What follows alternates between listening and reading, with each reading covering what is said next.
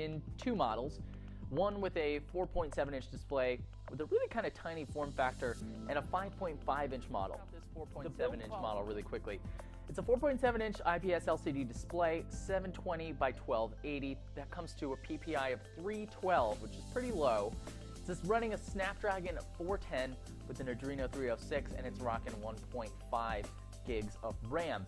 This bigger handset has got a 5.5-inch IPS LCD display. It's a 1920 by 1080 resolution for a PPI of 401. A Snapdragon 615, Adreno 405, and you've got 2 gigs of RAM in this model. Both of these two contain 16 gigs of onboard storage and an SD slot, which is expandable up to 128 gigs. The build on both of these things is actually really good. Most of it's plastic, but the metal trim here gives it kind of like a semi-premium feel. If the specs on this device were a little bit more robust, I'd still be super happy with the build quality of both of them, really. I think the best way to describe them is svelte. I think that word kind of embodies how they feel in the hand. They feel slim, strong, comfortable. The design isn't like super groundbreaking or anything like that, but it feels nice in the hand. It's kind of inoffensive. The only thing that I don't like at all in terms of the hardware is the placement of that home button. That home button's just a little too high up on that left side, but this is mitigated by tap to wake and another feature that we will cover very shortly. The displays on these devices are good for what they are, but the display on the 5.5-inch model is much better than the 4.7-inch entry. The color on the 4.7-inch model's display is washed out, the contrast is murky at best, and the screen is sharp enough for the size, but it's nothing to write home about. The viewing angles on both, however, are very good. The 5.5-inch has a much more pleasant display, and it's got a much higher pixel density than the 4.7-inch model. The color temperature, the contrast, all much better on the 5.5-inch display. Unfortunately though, both of these displays they must have similar touch panels. Don't really expect too much more than that. Just loading up Adventure Time Puzzle Quest on this thing was a 3-minute affair, and that's on the higher end model. If you've noticed, nothing crazy, and I just need more time in videos. But these are above average. While they're not boom sound, they definitely sound better than they have any right to. They're front facing, they're pretty crisp, and they get pretty loud. The camera on both of these devices is fine. The 4.7-inch definitely struggles a little bit more than the 5.5-inch model. Things are a little bit more washed out, things are a little bit murkier, and definitely has a little bit of issue with noise, and neither device does terribly well in low light. But in decent light to good light, the 5.5-inch device has a great camera, better than you would expect a camera like this to be. It's even got an HDR mode, and it takes some decent shots, better than I expected them to be, so I was pleasantly surprised by the camera in the 5.5-inch. Talk design, and all three phones are plastic. But the question is, which one is the best looking piece of plastic? The Idol 3 is flat, thin, with chrome accents, and has a nice, gentle, rugged feel to the back, while the Zenfone 2 is wider, heavier, and sports a brushed metal look with volume controls that resemble the ones on the LG G3. And finally, there's the Moto X Play, with thin bezels and curved back that has a rubber texture to it. When it comes to button placement, the Moto X Play wins. Both the power button and volume controls are on the right side of the phone and in a spot allowing easy access. The Idol 3 also has the volume controls on the right, but the power button is all the way on the top left, forcing you to really stretch your finger to get to it. The Asus Zenfone 2 on the other hand has the volume controls on the back, which is easy to get to, but the power button is on the top, which is in a terrible place. Thankfully, both the Zenfone 2 and the Idol 3 support double tap to wake up. So design always comes down to personal preference, but I think the Alcatel OneTouch Idol 3 is definitely the better looking phone, but I also think the Moto X Play feels better in the hand and has better button placement. So because of that, I'm going to give this round a tie. The display is what we look at every day, and for a lot of people, having the best display is their #1 feature.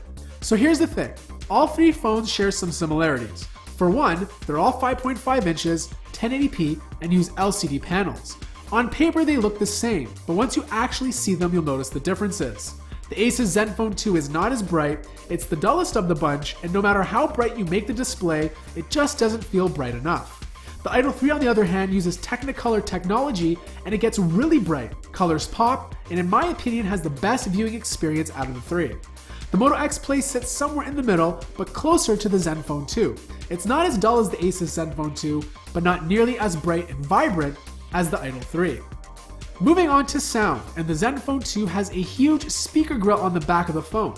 But don't let that fool you. The speaker is actually small and sits on the left side of the grill, which means the sound is mediocre at best. The Moto X Play has two front-facing speakers, but only the bottom one actually produces sound. It's not a loudspeaker by any means, but it sounds clean and clear, even at max volume. The Idol 3 is definitely the best of the bunch with actual dual-facing stereo speakers that sound awesome, even at max volume. Is software and performance. And I'll try not to bombard you with specs, but the Moto X Play and Idol 3 both have a Snapdragon 615 CPU and 2GB of RAM. They both ran well for the most part, but I did come across the odd stutter and lag while performing everyday tasks.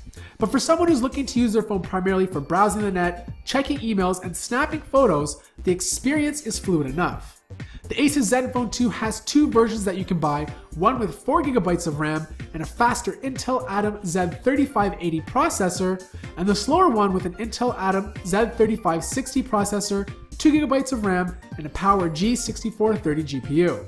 I'm using the slower one, which has a more powerful graphics chip than the one found in the other two phones. With that being said, I definitely found the Zenfone 2 to be more fluid overall. Intensive games loaded and performed fairly quickly, and it did a good job at handling CPU-intensive tasks. But here's the thing, performance is also affected by the software experience. All phones run different versions of Android Lollipop. The Zenfone 2 runs Android 5.0, the Idol 5.0.2, and the Moto X Play the latest version of Android 5.1.1. The Zenfone 2 runs Asus' Zen UI, and I personally don't like it. It's bubbly, cartoony, and it's one of those skins you either love or hate. And speaking of hate, I can't stand the amount of bloatware on this phone. Virus scanners, memory cleaners, and a bunch of other useless apps, which thankfully can be uninstalled. The Idol 3 on the other hand runs a pretty close to stock Android UI, with the only noticeable changes being the themed icons. But the one thing that the Idol 3 can do that the others can't is use the phone in any orientation, since there is a microphone on each end. Pretty cool. Finally, the Moto X Play, which has the biggest stock experience while including some solid features. Moto Voice allowing you to access Google Now from anywhere, and Moto Display that lets you check notifications by moving or picking up your phone. Is battery life and storage. And all three phones have 16GB of internal storage space with micro SD card expansion. The Idol 3 and the Moto X Play can also be bought with 32GB of storage, and the Zenfone 2 up to 64. All three phones have a pretty big non-removable battery. The Idol 3 has a 2910 mAh battery, the Zenfone 2 with 3000, and the Moto X Play with the biggest at 3630. They all have great battery life and will easily get you through the entire day and night without needing to top up. Now I just want to mention the Moto X Play and Asus Zenfone 2 support quick charging, and the Alcatel OneTouch Idol 3 does not. The Zenfone 2 also allows up to 2 SIMs at the same time, and none of these phones can be wirelessly charged. For storage, camera, and the Zenfone 2 and the Idol 3 both have rear-facing 13-megapixel cameras.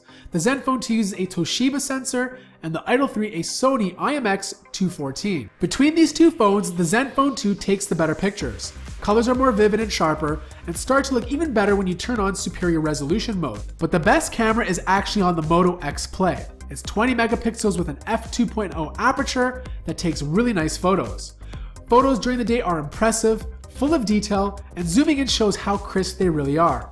Color accuracy and saturation were perfect, and photos were never too over or underexposed. None of these phones perform too well in low light, and the Moto X Play and Idol 3 seem to have troubles focusing on moving objects. All three of these phones shoot 1080p video, and overall they perform